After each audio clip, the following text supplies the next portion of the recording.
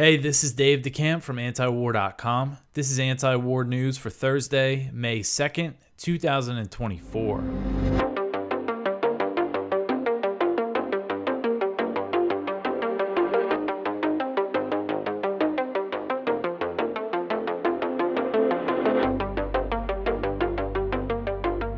All right, the first story at the top of antiwar.com today. Netanyahu tells Blinken no permanent ceasefire. So Israeli Prime Minister Benjamin Netanyahu told Secretary of State Antony Blinken during a meeting on Wednesday that he would not agree to a permanent ceasefire and end to Israeli operations in Gaza in exchange for a deal that would free Israeli hostages. An Israeli official told the Times of Israel, quote, he told Blinken that we are interested in reaching a deal and determined to topple Hamas, end quote. So when they say interested in reaching a deal, that means a deal with a temporary ceasefire. But realistically, I don't think Netanyahu's interested in any kind of deal. I think all signs point to him trying to sabotage these negotiations. So for months now, Hamas's demand has been we will free all the remaining Israeli hostages in exchange for a permanent truce, an Israeli withdrawal from Gaza, and the release of Palestinian prisoners. But Netanyahu has maintained that any ceasefire would only be temporary. Netanyahu also told Blinken that Israel will invade Rafah. He says it's going to happen no matter what. Netanyahu said, this is actually a statement from Netanyahu's office. It says, quote, the Rafah operation does not depend on anything. Prime Minister Netanyahu made this clear to Secretary Blinken, end quote. So if you see most of the headlines about Blinken's visit to Israel is Blinken, puts pressure on Israel not to invade Rafah. Blinken tells them they can't invade Rafah under the current circumstances. Yet, what is Netanyahu telling him? We're going to invade Rafah. It says Blinken's putting pressure on him for a ceasefire deal. He tells him that he's not going to agree to any kind of deal that's going to end this thing. But he's determined to continue. And I think Blinken and Biden are determined to keep supporting Israel. But I think they would like to calm things down. But at the same time, they're not going to put any real pressure on Israel to do that. And so during his visit to Israel, Blinken said that Hamas was solely to blame for the lack of a ceasefire and a hostage deal. He said, quote, there is a very strong proposal on the table right now. Hamas needs to say yes and needs to get this done, end quote. Hamas responded, saying that Israeli officials have actually said Netanyahu was sabotaging peace talks, although that's been previously reported in Israeli media. I linked to a Herat story from March during a previous round of negotiations where Israeli officials actually on the negotiating team were saying that Netanyahu was doing everything he could to sabotage them. So Hamas still has not replied. Initially it said they were going to respond to Israel's latest proposal on Monday. It still hasn't happened yet. I think they said again on Wednesday that their response is coming very soon. All right. So the next one here, Netanyahu says that the ICC arrest warrant would be an anti-Semitic hate crime. So Netanyahu said this on Tuesday, that if the International Criminal Court, the ICC, issues an arrest warrant for him and other Israeli officials over the genocidal campaign in Gaza, it would be an anti-Semitic hate crime.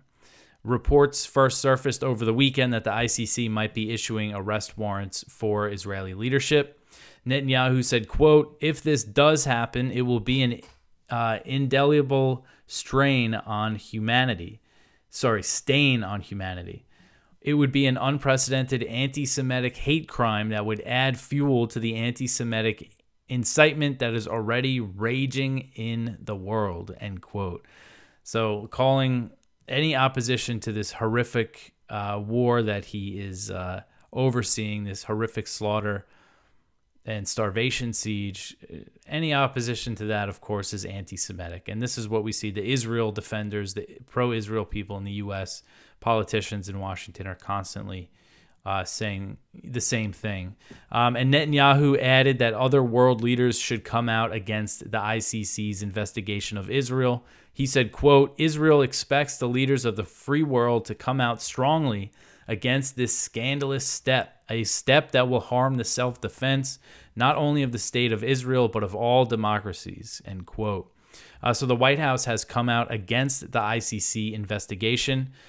White House Press Secretary Karine Jean-Pierre said on Tuesday, quote, we've been really clear about the ICC investigation, that we don't support it. We don't believe that they have the jurisdiction, end quote. So they say they don't have the jurisdiction in Israel. And Russia responded to this whole situation by calling the U.S. out for hypocrisy, since the Biden administration backed the ICC when it issued an arrest warrant for Putin last year. So this is Russian Foreign Ministry spokeswoman Maria Zakharova. She said, quote, Washington fully supported, if not stimulated, the issuance of ICC warrants against Russian leadership. The American political system does not recognize the legitimacy of this structure in relation to itself and its satellites, end quote. So the U.S. has opposed previous efforts by the ICC to investigate Israel and U.S. actions in Afghanistan. And the U.S. position, so they're saying the ICC doesn't have jurisdiction since the U.S. and Israel are not parties to the court. But neither is Russia, and neither is Ukraine. The Palestinians have signed on to the Rome, what is it called? The Rome Statute. That makes you a party to the ICC. But so the logic that they use just doesn't comply with them backing the ICC against Russia. And then really the most kind of infamous step that the U.S. has taken against the ICC was they call the Hague Invasion Act, which was a bill George W. Bush signed into law that essentially gave military authorization to bring about the release of any U.S. or allied personnel being detained or imprisoned by, on behalf of, or at the request of the ICC. So notice it says U.S. or allied personnel. And then the difference between the ICC and the ICJ is overseeing the genocide cases. The ICJ settles disputes between states, and the ICC investigates individuals. All right, so the next one here, U.S. Gaza Pier could be operational by the weekend. So this article is from Kyle Anzalone at the Libertarian Institute. And it says, unnamed U.S. officials said the floating pier and causeway that Washington hopes to use to bring aid into Gaza could be completed by Friday, with aid deliveries beginning on Saturday. If you look at the pictures that they've released of this pier, it doesn't look very, very impressive. I don't know if you could really get a sense for how big it is, just showing this is probably just one small part of it. You see some small barges next to it. But so they're saying, I didn't realize that. Actually, they did say it was they expected to start using it next week. But now they're saying it could be operational as soon as this weekend. And then again, they explain here how it's going to work. They're going to have shipments come from Cyprus to the pier, which is a few miles off the coast of Gaza. And then U.S. Army boats are going to take the aid from the pier to a causeway that's actually attached to the coast of Gaza. And they're going to be very close to the shore, in range of all sorts of weapons. So, of course, there's that risk of U.S. troops coming attack and this turning into a big escalation here. So definitely something to kind of keep an eye on and be aware of, that this might start very soon. All right, so the next one here, Israel hampers Gaza field hospitals by providing insufficient sites. So this article is from Middle East Eye. It says that the Israeli government has blocked the construction of field hospitals in the Gaza Strip, either by providing small plots not fit for purpose or by directing displaced Palestinians to settle in designated areas. Two regional sources familiar with the issue told Middle East Eye. So several countries have attempted to deploy medical units and field hospitals to Egypt and the city of Rafah in southern Gaza since November to provide aid to the Palestinian casualties of Israel's offensive. More than 77,000 Palestinians have been wounded and over 34,000 killed by Israeli attacks in 7 months. Around 1.7 million of Gaza's 2.2 million Palestinians have been displaced, and most of them to Rafah. In November, Italy announced that it would establish a field hospital in Gaza and dispatched a fact-finding mission to Rafah to evaluate the situation on the ground, a regional source said. The team, which consisted of officials from Italy's health and defense ministries, visited the site near Rafah Stadium in January. They said that the plot, given the area that Israel said they could set up this field hospital, was too small for a field hospital and that it was being secured by Hamas. Italy asked for an alternative location, but the second plot Israel suggested, which was to the west and closer to the sea, was even smaller, the source added. So the entire plan was abandoned. And Turkey tried to do a similar thing. They're setting up field hospitals in Egypt, and they were going to try to put one into Gaza itself. But they said as they were trying to establish it and Israel gave them a location, it became occupied by displaced Palestinians. And they're basically saying that Israel told the Palestinians to go there to prevent the hospital from being built up. And I think the field hospital, and it's very clear that Israel, they've been destroying hospitals. They've attacked all of the hospitals in Gaza and put most of them completely out of commission. They're intentionally trying to destroy hospitals. So, it doesn't surprise me that they're also trying to prevent field hospitals from being established. All right, so the next one here, House passes a bill that conflates criticism of Israel with anti-Semitism. So the House on Wednesday overwhelmingly passed a bill that conflates criticism of the modern state of Israel with anti-Semitism, and it will mandate that definition be used by the Department of Education when enforcing federal anti-discrimination laws. And this bill could be used to crack down on pro-Palestine protesters at college campuses across the country who have been falsely labeled anti-Semitic despite Jewish students participating in the protests. So this legislation adopts the International Holocaust Remembrance Alliance's definition of anti-Semitism. So that's the IHRA. That's the organization. And its definition of anti-Semitism includes drawing comparisons of contemporary Israeli policy to that of the Nazis as an example of anti-Semitism. So comparing Israel to the Nazis, that's anti-Semitism, apparently, even though I know a lot of Jewish people who do that, including people who live in Israel. And the IHRA also defines anti-Semitism as applying double standards to Israel by requiring of it a behavior not expected or demanded of any democratic nation. So that's very open for interpretation there. And also denying the Jewish people their right to self-determination by claiming that the existence of a state of Israel is a racist endeavor. So if you say the state of Israel is racist, that means you're anti-Semitic. The bill passed in a vote. It passed pretty overwhelmingly in a vote of 320 to 91, and it now heads to the Senate for a vote. It received 21 Republicans opposed the bill and 70 Democrats opposed it. Opponents say they voted against the legislation because it threatens the First Amendment, free speech, of course. Matt Gaetz, he wrote on X, quote, "Anti-Semitism is wrong, but this legislation is written without regard for the Constitution, common sense, or even the common understanding of the meaning of words," end quote.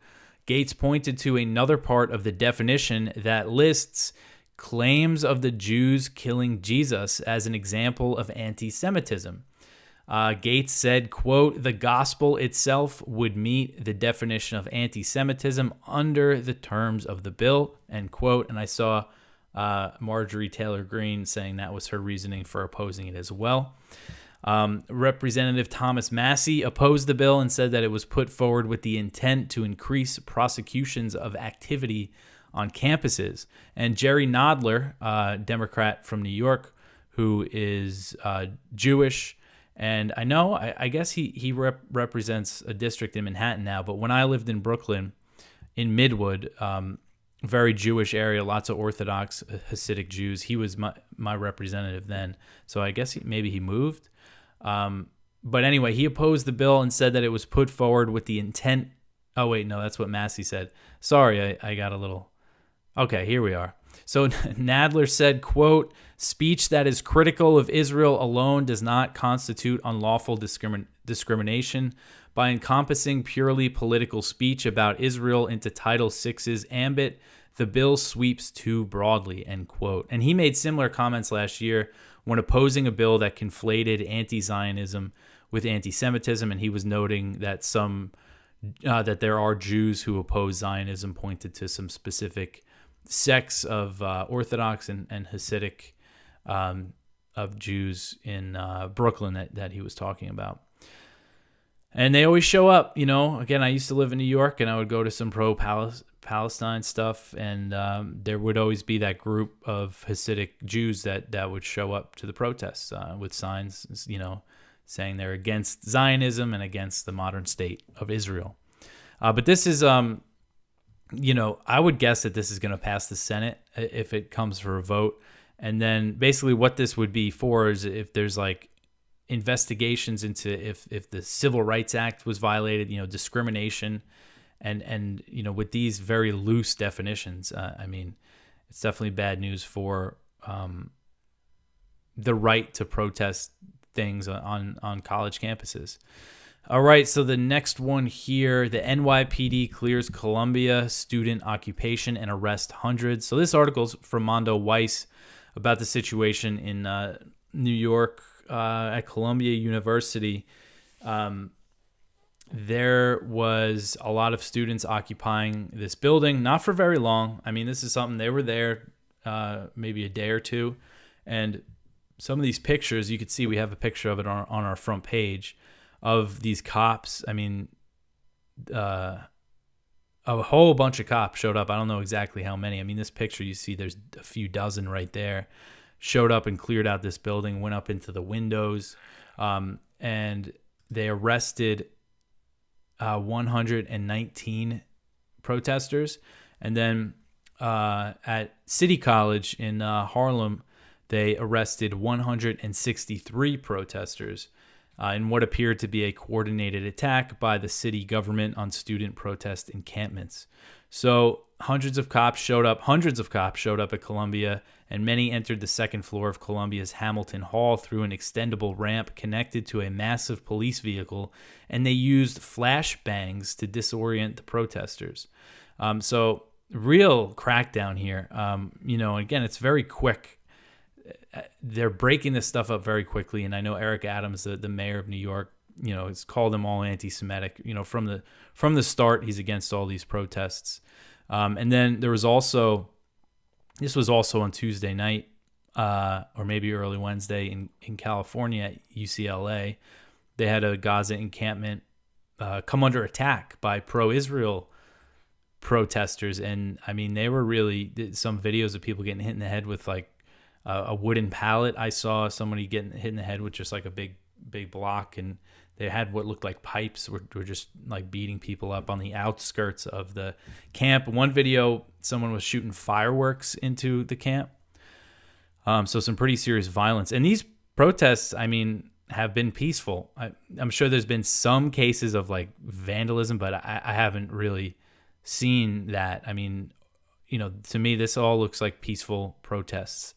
So you're getting the crackdown from the cops, and then you're getting kind of the pro-Israel agitators coming in and starting the fights. All right. So the next one here, Israeli settlers vandalize Gaza aid coming from Jordan. So this article is from The Cradle, and it says a group of Israeli settlers attacked and damaged an aid convoy heading to Gaza from Jordan on April 30th. Videos show settlers climbing the aid trucks and dumping their food contents onto the ground as Gaza continues to face a looming famine. The new shipment of aid to Gaza was announced by U.S. Secretary of State Antony Blinken on Tuesday following his meeting with Jordanian officials. So they've been shipping some aid through Israel, through the West Bank, to Gaza, and the settlers are attacking it. And you see what looks like flour here. They're dumping off the back of the truck, dumping out onto the ground. The Foreign Ministry of Jordan slammed the settlers in a statement, referring to them as extremists. So the government of Jordan said that one of the trucks was headed to the Kerem Shalom crossing, and the other was the first truck expected to enter the strip through the Erez crossing in the north. So we've seen this at the Kerem Shalom crossing. There have been Israelis protesting aid and trying to block aid shipments into Gaza as well. All right, so the next one here, the U.S. sanctions Chinese companies over trade to Russia. So the U.S. on Wednesday announced sanctions on hundreds of entities for allegedly supporting Russia's military-industrial base, as they call it, including 20 companies based in China and Hong Kong. So the Chinese companies are accused of providing Russia with technology that can be used in the development of drones and missiles. The U.S. also targeted individuals and other companies based in Russia, Turkey, Slovakia, Azerbaijan, Belgium, and the UAE. So these sanctions are the most wide-ranging that the U.S. has imposed to target China's trade relationship with Russia. The measures come after Blinken was just in China, and what did he do the last day he was there? He basically threatened sanctions. He said, we're going to take action if China keeps trading with them in this way. Again, the accusation is, you're giving them what they call dual-use items. So you see this. You saw Stoltenberg accuse China of fueling the war in Ukraine, but they're not sending weapons. They're trading and exporting things that can be used to make weapons. And then you have the U.S. and NATO, on the other hand, just dumping all these weapons into Ukraine. And these sanctions, they're not going to have any sort of impact on China and Russia's trade. If anything, it's just going to create more of it, as the sanctions on Russia since 2022 have.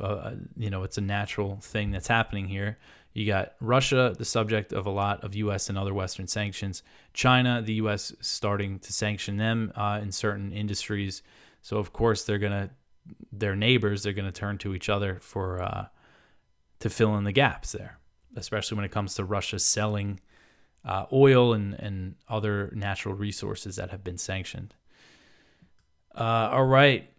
So the next one here, the Houthis show long range with Indian Ocean attack. So Yemen's Houthis targeted an Israel-linked container ship deep in the Arabian Sea, demonstrating an ability to hit targets at a long range after the leader of the Houthis, Syed Abdul Malik al-Houthi, vowed to expand attacks into the Indian Ocean. So this is the northern Indian Ocean where the ship was hit.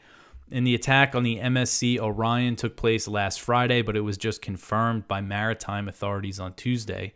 The crew of the vessel said they discovered debris and that it looked like a drone, and reported minor damage and said that no one was hurt. And this ship was hit 400 miles about from the coast of the Yemeni mainland. So that's pretty far that they're able to hit.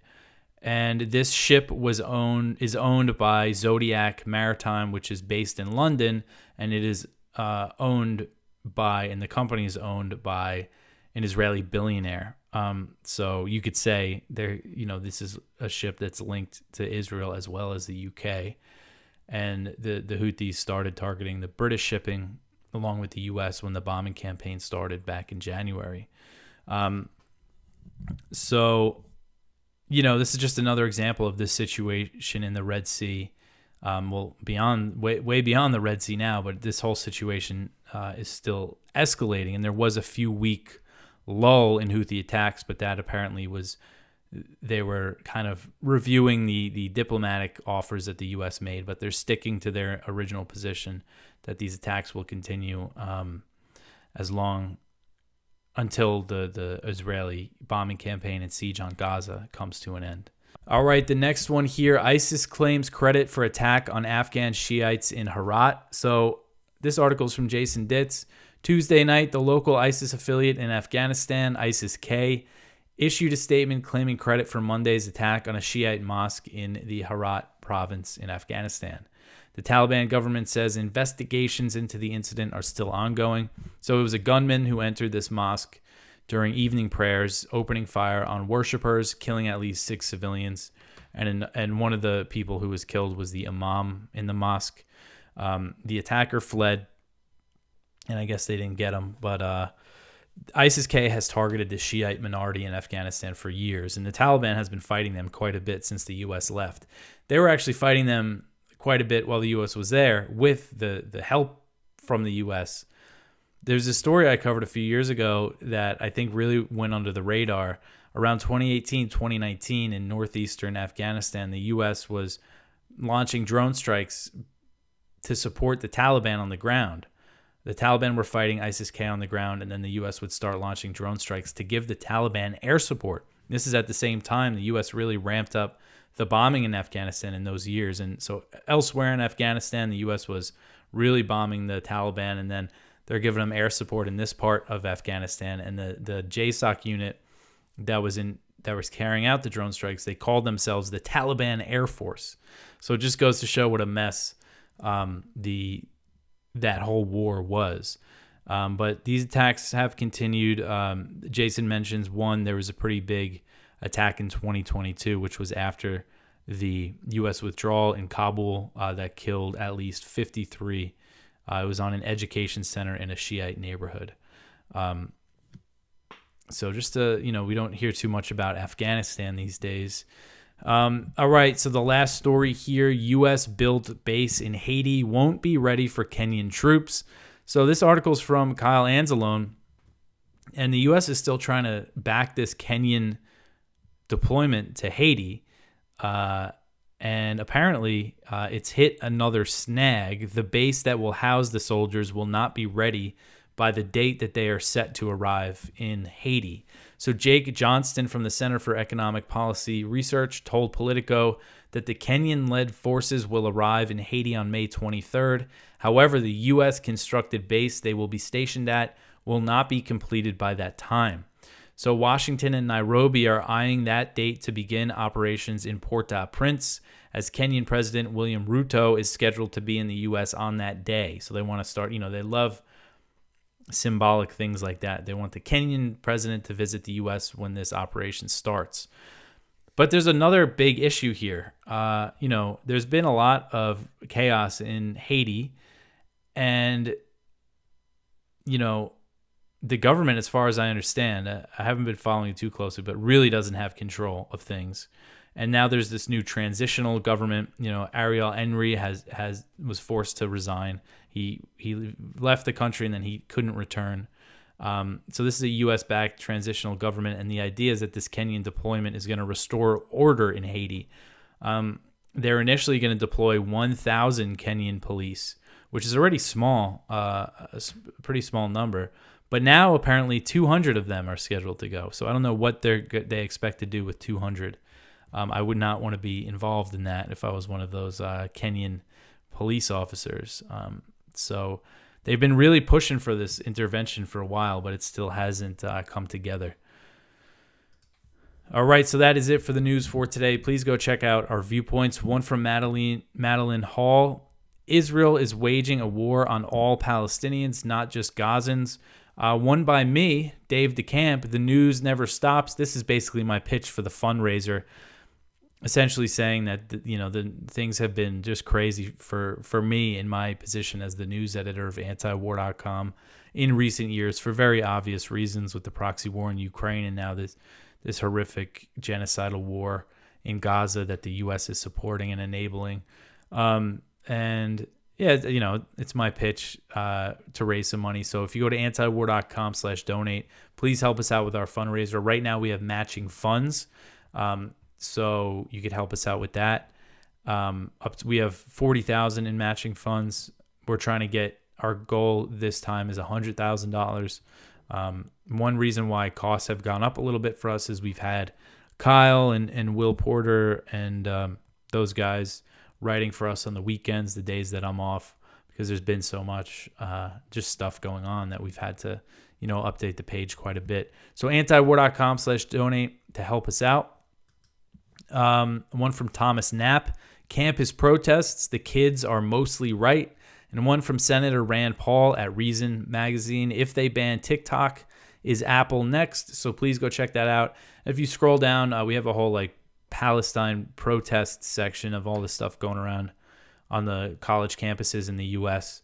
And go check out our blog and all that good stuff. You could also support us just by sharing this show, telling your friends about it. Subscribe on YouTube, Odyssey, or Rumble, wherever you prefer to watch. If you listen to the podcast, which is most of you, you could leave ratings or reviews depending on where you listen. So anyway, I appreciate all the support and all the comments and all the people that have donated. I've had a few people tell me in the comments that they have, and I really, really, really appreciate it. But I'll be back tomorrow with some more news. Thanks for listening.